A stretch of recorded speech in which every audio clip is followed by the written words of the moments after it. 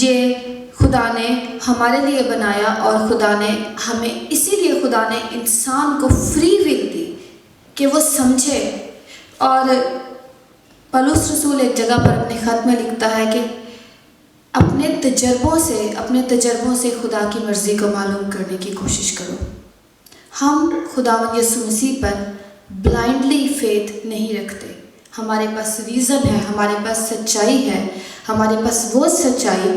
وہ تعلیم جو خداوند کی طرف سے ہمیں ملی۔ آج بھی بہت سارے لوگ ہیں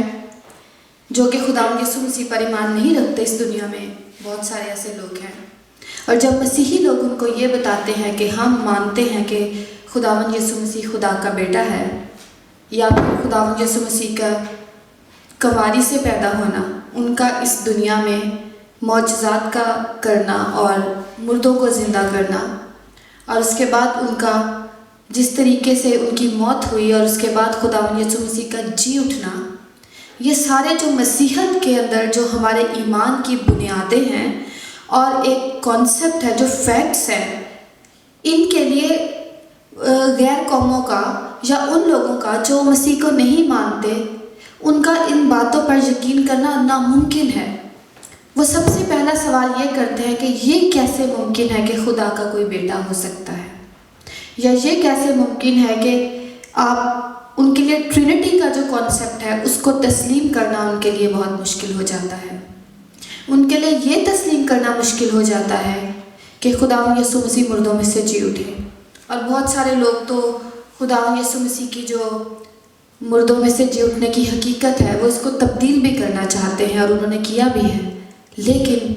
یاد رکھیں کہ خداوند یسوع مسیح کی زندگی کو، خداوند یسوع مسیح کی حقیقت کو تسلیم کرنے کے لیے ہمیں عقل سے آگے سوچنے کی ضرورت ہے، ریشنلزم سے گزر کر ہمیں فیتھ تک پہنچنا ہے، اور جن کے لیے لکھا ہے کہ ان کی عقل تاریک ہو گئی ہے وہ فیتھ کا لیپ نہیں لے سکتے۔ اور اس کے بعد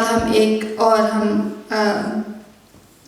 تیموتھیوس کے خط میں ہم ایک اور بیان کی طرف جاتے ہیں، جس میں تیموتھیوس کا خط اس کا 6 باب اور اس کی 4 سے 5 آیت میں یوں لکھا ہے کہ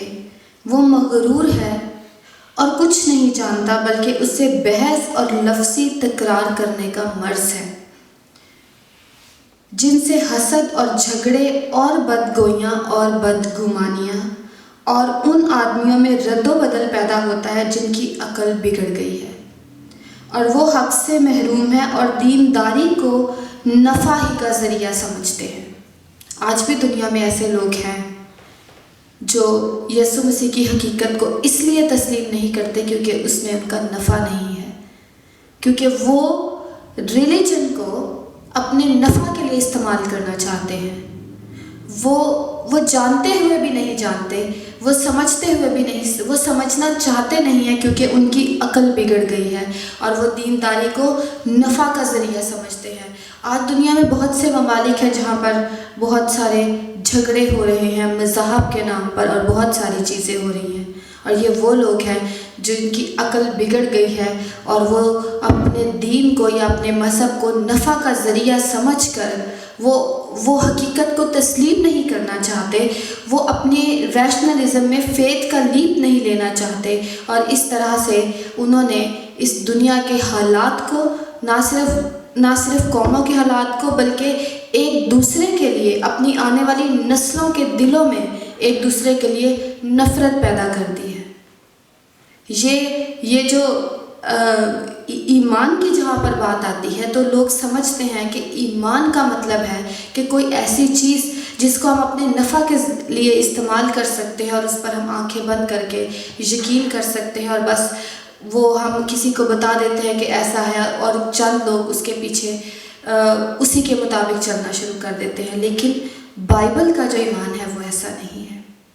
بائبل کسی پر، جو خدا کا کلام ہے، جو مسیح کی تعلیم ہے،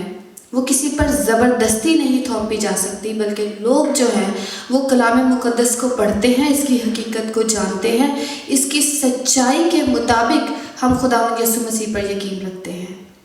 اور جہاں تک ریشنلزم کی بات ہے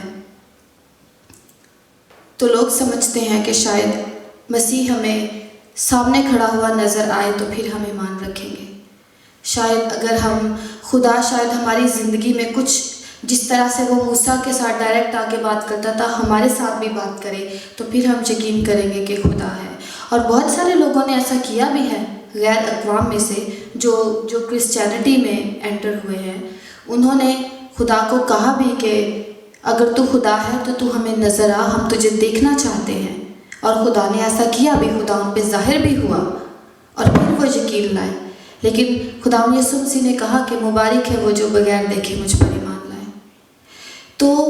جو خداوند یسوع مسیح کی حقیقت ہے یہ ایک ایسی حقیقت ہے جس پر ہمیں ایمان رکھنا ہے، بلائنڈلی بھی لیکن ریزن کے ساتھ، کیونکہ بائبل کا فیتھ اور بائبل کی جو سچائی ہے، بائبل کا ایمان ہے، وہ ہمیں یہی سکھاتا ہے کہ ہم نے کسی بھی چیز پر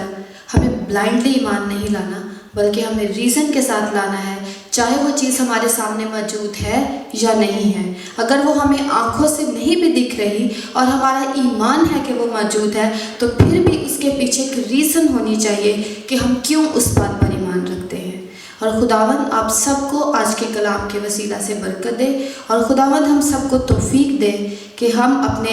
ریشنلزم کو استعمال کرتے ہوئے، اپنے عقل کو استعمال کرتے ہوئے ہم فیتھ کا لیپ لیں اور ہم خداوند یسوع مسیح کی حقیقت کو سمجھیں اور اس کو اپنی زندگی میں اتاریں۔ خداوند آپ سب کو برکت دے۔